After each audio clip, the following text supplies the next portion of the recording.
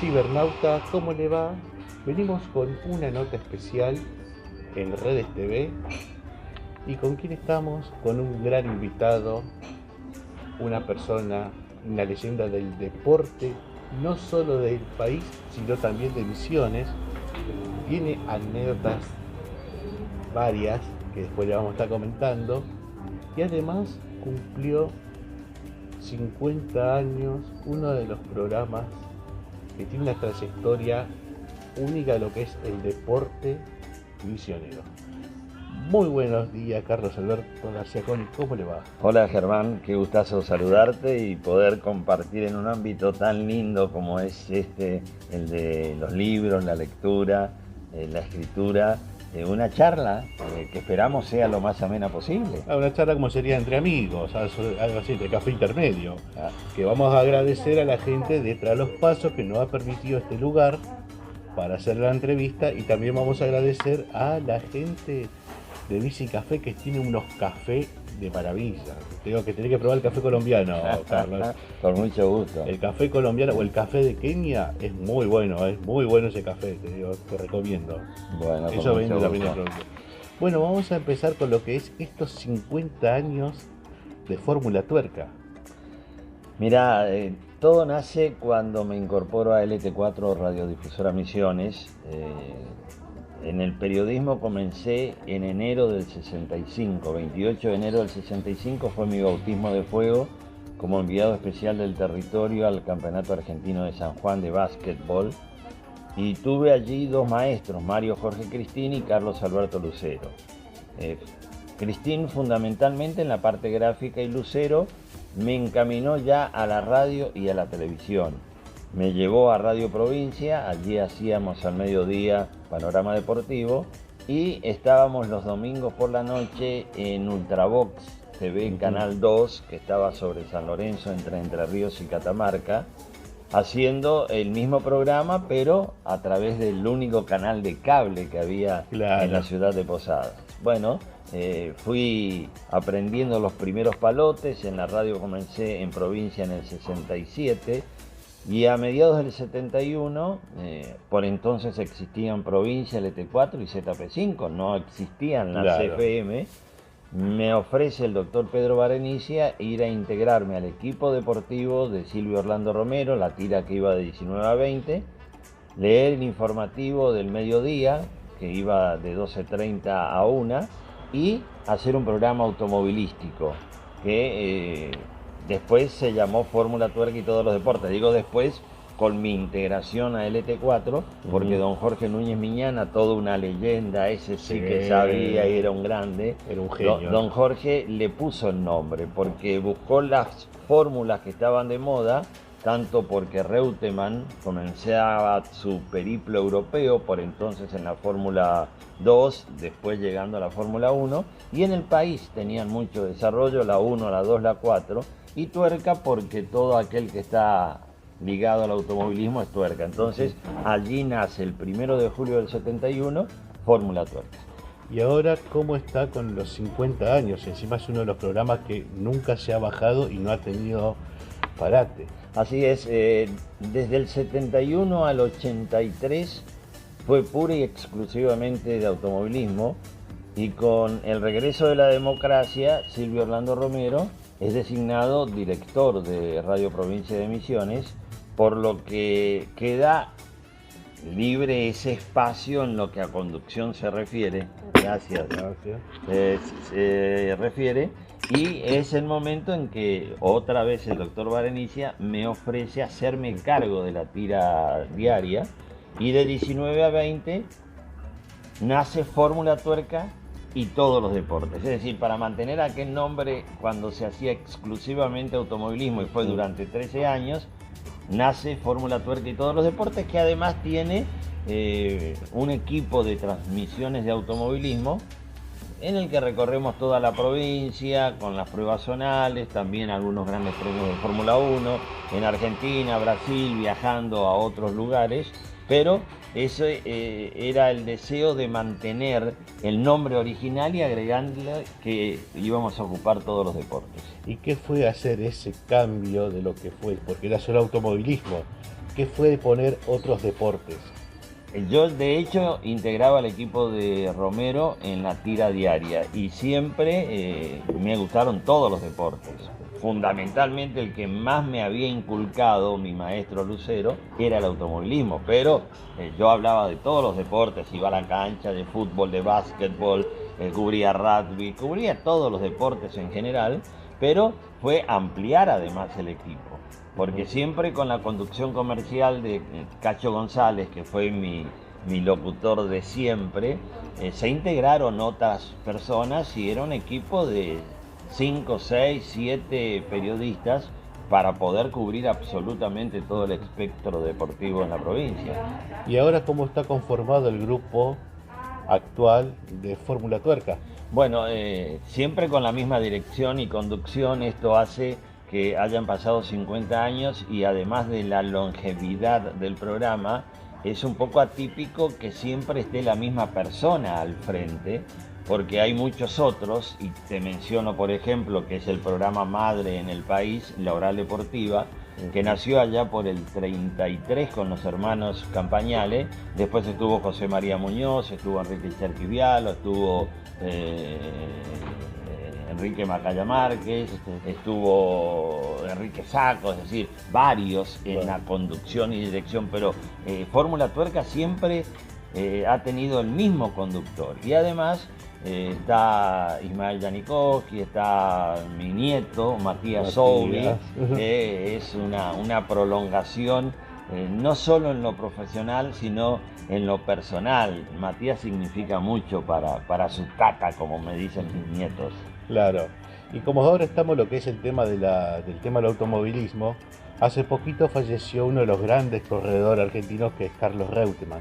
Y sé que lo has conocido. ¿Cómo era Carlos Reutemann? Lo conocí y fue el gran motivador de todas estas cosas, porque en la ambición de seguirlo a Reutemann estuve el día que debutó oficialmente en la Fórmula 1. Él había tenido 2 carreras sin puntos en el 71, Buenos Aires y Brands Hatch, y en el 72 debuta oficialmente con el equipo Brabham en Buenos Aires, inclusive hace la pole en el circuito número 9, 1 minuto 12 segundos 46 centésimos, termina séptimo en esa carrera, pero yo estuve desde entonces en todos los grandes premios de Argentina en aquella época hasta el 81, que es la última vez que se corre en aquella etapa, después vuelve en los 90. Y Reutemann me va impulsando y voy a Brasil y voy a Estados Unidos, voy a Canadá. Estoy en su último triunfo en Zolder, el 17 de mayo del 81, lo veo en Mónaco, después dio la casualidad, porque él quizá no lo sabía y mucho menos nosotros, estoy en la última carrera, que fue en marzo de 1982 en Jacarepaguá. Inclusive conservo una foto el sábado después de la clasificación. Tengo una foto con Kiki Urrutia, mi querido amigo, Tim Muniagurria y yo junto a Lole Reutemann, así que el Lole ha sido un gran motivador para que lo pueda seguir a través. Recuerdo que en Entel, en Grandes Enlaces, se podía ver la carrera en colores, cosa que el común de la gente no lo podía hacer, veía blanco y negro. En los 70 no había televisión en colores en el país. Así que lo seguí todos los días de carrera y estábamos firmes, y fue quien me motivó a seguir, y estuve varias veces con él. Estuve en Paraná cuando llegaba a la arena política, estuve en Río de Janeiro, como te decía, en Bélgica en su último triunfo formé parte del equipo de campeones de la familia Legnani en un puesto de mixtos en un móvil. Estuve acá y esa fue la charla más linda y distendida cuando vino en el 98 para la largada del Rally de Misiones. Estuve en la residencia, allí muy distendidamente, inclusive tengo fotos donde se lo ve a él en una actitud absolutamente diferente a esa parca de pocas palabras que tenía habitualmente cuando era corredor. Claro, además tuvo una anécdota, que se quedó sin nafta, ¿eso es verdad? Claro, sí, se quedó sin nafta, pero lo que se dijo inicialmente no era lo cierto, pero se quedó sin nafta. Y te voy a decir, fue en 1974, quizá una de las últimas salidas públicas de Juan Domingo Perón. Como presidente estaba en el palco central. Justo me tocó estar enfrente en la terraza de boxes transmitiendo la carrera, y resulta que Gordon Murray le había entregado un auto realmente ganador. Antes, a media mañana, se realizaban los warm-up, que eran las pruebas de estanques llenos. Da 3 vueltas, el auto era un violín. Cuando lo ingresan a boxes se dan cuenta que la masa de la rueda trasera derecha estaba complicada y podría tomarse. Se abocaron a eso y se olvidaron de reponer los litros que consumió en las 3 vueltas. En la carrera se cae la toma aerodinámica, que era la que ingresaba el flujo para refrigerar el motor. Claro. E inicialmente se dijo que ese había sido el motivo, pero Murray estuvo en Buenos Aires después de muchos años y confirmó que la falta de combustible había sido esa. Venía ganando por 36 segundos y en la última vuelta, en la bajada del tobogán, se quedó, y fue una frustración enorme, porque no es fácil ganar en el país de origen. Pero después en Sudáfrica, al poco tiempo, ganó su primera carrera en ese mismo 74. Y algunos dicen que por eso no pudo ir después a lo que fue la Fórmula 1. Porque lo habían llamado para la Fórmula 1. No, sí, eso fue Fórmula 1. Fórmula 1. Fórmula El 1. Gran Premio Argentina en 74, ya tenía 72 y 73, ya había corrido las 2 temporadas. 72 tuvo un breve paréntesis porque él seguía corriendo en la Fórmula 2. Y en Thruxton, en Inglaterra, él tiene un accidente muy serio con una fractura de tobillo, y eso le hizo perder 4 o 5 carreras de Fórmula 1, pero él tuvo continuidad. Desde enero del 72 a marzo del 82 siempre estuvo en la Fórmula 1. 146 carreras y 12 triunfos. También ha conocido a Fangio. Lo conocí a Fangio, el quíntuple inigualado campeón del mundo. Eso fue el 24 de junio de 1979, el día que Fangio cumplía 68 años. Fuimos a Resistencia, a la inauguración del circuito regional del Nordeste por entonces, y después denominado Jaco Guarnieri. Fuimos en avión con toda la comitiva del gobernador Pacagnini, por aquel entonces un gobernador de facto, y llegamos al aeropuerto de Resistencia y nos dijeron: está por llegar Fangio. Nos quedamos y ahí aproveché, le hice una nota muy cordial. Él decía: pero mire que Eduardo Orcola, que era el presidente de la Lotería Chaqueña, me ha hecho venir y dejé a toda mi gente con el asado en Balcarce, pero yo le debo mucho, me decía Fangio a Orcola, porque cuando se corrió el Gran Premio de Turismo Carretera en el 49, que recorrió todo el país, más de 11.000 kilómetros, él se acercó a Puerto Iguazú, sacó el tren delantero de su Chevrolet 38, me lo entregó a mí y así pude terminar la carrera. Así que era una obligación, una cuestión de honor poder venir a compartir esta fiesta con él. Qué lindo eso, que le entregue algo encima en esa época, que no es como ahora el turismo carretera, que se cambió mucho el formato. Antiguamente era recorrer todo el país, como sería el Dakar, estilo como el Dakar. Así es, fíjate que ese gran premio de la República Argentina fue más largo que la Buenos Aires-Caracas. Así que si habrá tenido kilómetros, porque bordeó todo el Atlántico, fue hasta Río Gallegos, subió prácticamente bordeando la cordillera hasta la zona de Jujuy, vino a Resistencia, por entonces no existía el puente, así que tuvieron que cruzar a todos los autos en la balsa, largaron de Corrientes, fueron hasta Puerto Iguazú. Ahí fue el cambio de Puerto Iguazú a Paso de los Libres, Buenos Aires, la última etapa, después de recorrer más de 11.000 kilómetros. Y mirá lo que era esa época. Yo he visto videos o películas sobre lo que era antes el turismo carretera, lo que es diferencia de ahora. Las viejas jupecitas, ¿no? Son autos que, si bien es cierto, no se fabrican más, como la Chevy, el Torino, la Dodge, el Falcon.